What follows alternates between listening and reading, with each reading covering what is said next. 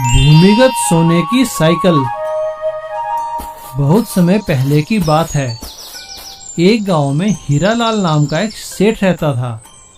वो बहुत ही रईस था। उसके पास धन दौलत जमीन जायदाद किसी चीज की कोई कमी नहीं थी, लेकिन फिर भी उसे किसी चीज का घमंड नहीं था। हीरालाल दिल का बहुत ही अच्छा और नेक इंसान था। वो हमेशा गांव की भलाई के लिए काम किया करता था। कोई भी उसके घर पे मदद मांगने आता तो वो दिल खोलकर उसकी मदद किया करता था। सेठ हीरालाल का एक ही बेटा था। उसका नाम था लड्डू। लड्डू अपने नाम की तरह ही बहुत गोल मटोल लाडला और जिद्दी था। सेठ हीरालाल उसे बहुत प्यार करते थे, लेकिन वो उसकी जिद्दीपने से बहुत परेशान थे और उसे सबक सिखाना चाहते थे। एक दिन लड्डू ने अपने पिताजी से आकर कहा, पिताजी पिताजी मुझे साइकिल चाहिए, नई साइकिल चाहिए, आज ही चाहिए। अपने बेटे की बात सुनकर सेठ हीरालाल ने कहा, अरे हाँ बेटा, मैं तेरे लिए साइकिल ले आऊंगा। साइकिल लाने का वादा करके हीरालाल ने काफी दिन बिता दिए, लेकिन अब लड्डू बहुत ही जिद करने लगा। तो हीरालाल ने सोचा क्यों ना लड्डू को सबक सिखाया जाए, और उन्होंने अपने बेटे को बुलाकर उससे कहा, बेटा कल रात हमारे देवता मेरे सपने में आए थे और उन्होंने मुझे बताया कि उन्होंने तुम्हारे लिए हमारे खेत के बीचों बीच एक सोने की साइकिल दबा के रखी है, लेकिन एक शर्त है, वो साइकिल तुम्हें खुद ही खुदाई करके निकालनी पड़ेगी। अब देख लो, सोने की साइकिल चाहिए तो। और लड्डू अगले ही दिन से अपने खेत के बीचों बीच खुदाई करने लग गया। लड्डू को खुदाई करते करते काफी दिन बीत गए, लेकिन उसे साइकिल अभी भी नहीं मिली। जब भी वो शाम को आकर अपने पिता से पूछता तो हीरालाल उसे ये कहकर टाल देते कि बेटा थोड़ी सी और खुदाई करो। ऐसे ही खुदाई करते करते लड्डू को मेहनत करने की आदत हो गई और अब वो बिना बताए ही खेत में खुदाई करने चला जाता था।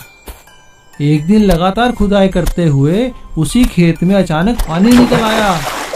ये देखकर लड्डू बहुत खुश हुआ, क्योंकि पूरा खड्डा खोदने में मेहनत तो उसने की थी और पानी निकलता देखकर उसे बहुत अच्छा लगा।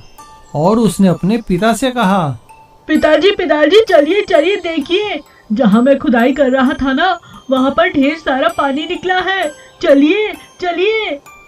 लड्डू की बात सुनते ही सेठ हीरालाल लड्डू को अपने साथ घर लेकर गया और उसे एक कमरे में रखी सोने की साइकिल देते हुए कहा, बेटा ये रही तुम्हारी सुनहरी साइकिल। मैंने कहा था ना तुम्हें सोने की साइकिल जरूर मिलेगी, और ये तुम्हारी मेहनत का इनाम भी है, क्योंकि तुम्हारी मेहनत के कारण हमारे यहाँ पानी की समस्या बिल्कुल खत्म हो गई। पिताजी मैं समझ गया, मुझे सबक सिखाने के लिए और मेहनत का मूल रूप समझाने के लिए ही आपने ये चाल चली थी। शुक्रिया पिताजी। इडली चाय वाली की सफलता। पुन्नूर गांव पहाड़ी पे बसा एक सुंदर सा गांव था। वहां पे लता अपने पति श्याम के साथ अपने बच्चे के साथ रहा करती थी। श्याम पुन्नूर में चाय बनाने वाली फैक्ट्री में काम किया करता था। वो बहुत ही मेहनती था। फैक्ट्री के प्रबंधक उसकी हमेशा तारीफ किया करते थे और साथ ही तारीफ किया करते थे लता के हाथ की बनाई इडली की। भाई श्याम, लंच का टाइम हो गया है, अपना टिफिन तो खोलो भाई, हमें तो इंतजार है लता जी की बनाई हुई इडली खाने का। जी सर, अभी खोलता हूँ। आज तो लता ने आपके लिए 2 इडली स्पेशल भेजी हैं। हाँ भाई ठीक है, लता का हमारी ओर से धन्यवाद कहना। और सभी लोग मिलकर लंच करने लगते हैं। सब कुछ सही चल रहा था, लेकिन भाग्य को कुछ और ही मंजूर था। एक दिन अचानक फैक्ट्री में काम करते हुए श्याम के दोनों हाथ मशीन की चपेट में आ जाते हैं और उसके दोनों बाजू काटने पड़ते हैं। हॉस्पिटल से घर आने के बाद वो बहुत मायूस हो जाता है, क्योंकि अब वो मजबूरी में फैक्ट्री में काम नहीं कर सकता था।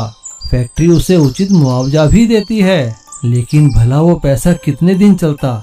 मुआवजे का पैसा खत्म होने की स्थिति में अब लता के सामने घर चलाने की जिम्मेदारी थी, क्योंकि श्याम हाथ न होने के कारण कोई काम नहीं कर सकता था। उसने मायूस होकर लता से कहा, लता मैं बहुत शर्मिंदा हूँ, मैं तुम लोगों के लिए कुछ नहीं कर पाऊंगा। इससे अच्छा तो भगवान मुझे मौत ही दे देता। श्याम की बात सुनकर लता ने कहा, अजी आप ऐसा क्यों कहते हैं? आप हिम्मत मत हारिए, आपका हमारे साथ होना ही काफी है। चलिए उठिए, मैं आपको गर्मा गर्म इडली खिलाती हूँ। और ऐसा कहने के बाद लता श्याम को गर्मा गर्म इडली खिलाने लगती है। तभी उन लोगों के घर के बाहर एक गाड़ी आकर रुकती है। वो दोनों हैरान रह जाते हैं क्योंकि फैक्ट्री के प्रबंधक उनके घर आए थे। वो घर के अंदर आते ही कहते हैं, भाई वाह, कितनी अच्छी खुशबू आ रही है। भाई लता जी, हमें तो आपके यहाँ की इडलियाँ खींच लाई यहाँ पर। उनकी ये बात सुनकर लता कहती है, हाँ हाँ बिल्कुल सर, मैंने अभी अभी गर्मा गर्म घर में इडलियाँ बनाई हैं, मैं आपके लिए भी लेकर आती हूँ। ऐसा कहकर लता उनके लिए इडलियों भरी प्लेट लेकर आती है। फैक्ट्री के प्रबंधक इडली खाकर लता की बहुत तारीफ करते हैं और उन्हें एक प्रस्ताव देते हैं। श्याम, लता, श्याम के साथ जो कुछ हुआ उसका कंपनी को बहुत अफसोस है। इसके लिए कंपनी आपको एक ऑफर दे रही है। कंपनी चाहती है कि फैक्ट्री की कैंटीन लता जी चलाएं और अपने हाथों का बना स्वादिष्ट और पौष्टिक खाना सारे मजदूरों को खिलाएं। और हाँ श्याम, तुम वहाँ बैठे बैठे काम की निगरानी भी कर सकते हो। इसके लिए कंपनी तुम्हें अलग से पैसा देगी। फैक्ट्री के प्रबंधक की बात सुनकर दोनों खुश हो जाते हैं और फैक्ट्री की कैंटीन में काम करने के लिए हामी भर देते हैं। अब फैक्ट्री की कैंटीन में लता इडली के साथ साथ स्वादिष्ट चाय बनाकर भी बेचने लगती है और श्याम वहाँ बैठा बैठा सारे कैंटीन के हिसाब किताब की देखभाल करता है। और लता को सभी इडली और चाय वाली लता जी के नाम से जानने लगते हैं और धीरे धीरे उन्हें आसपास की फैक्ट्री की कैंटीनों में भी काम मिल जाता है और वो अब एक सफल गृहिणी ही नहीं बल्कि एक सफल बिजनेस वूमन बन चुकी थी। इसीलिए कहते हैं ना, ईमानदारी और सच्चे दिल से किया गया काम कभी निष्फल नहीं जाता, उसका फल हमेशा मिलता है। भूमिगत मिट्टी का ऑटो। एक गांव में विमला नाम की एक औरत अपने पति प्रकाश और अपने बेटे के साथ रहा करती थी। वो गांव में ऑटो चलाया करती थी और ऑटो चलाकर अपने परिवार का पालन पोषण किया करती थी। विमला का पति प्रकाश कोई काम नहीं करता था, बस सारा दिन आवारा इधर उधर घूमा करता था। अपने पति की इस आदत को लेकर विमला बहुत चिंतित थी और अक्सर प्रकाश को समझाया करती थी, लेकिन उसके पति प्रकाश पर उसकी इस बात का बिल्कुल फर्क नहीं पड़ता। एक दिन गांव में काफी बारिश हो रही थी। रात काफी अंधेरी थी।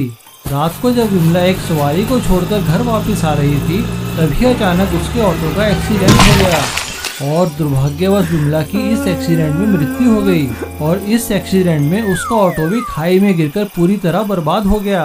विमला की मृत्यु के बाद प्रकाश और उसके बेटे के खाने के लाले पड़ गए, क्योंकि प्रकाश तो कोई काम करता ही नहीं था। एक दिन प्रकाश के बेटे ने प्रकाश से कहा, पिताजी, मुझे बहुत भूख लगी है, कुछ खाने को दो ना। क्या मुसीबत है, मैं कहाँ से लाऊं तेरे लिए खाने को? प्रकाश का बेटा अपने पिता से डांट खाकर भूखा ही सो जाता है।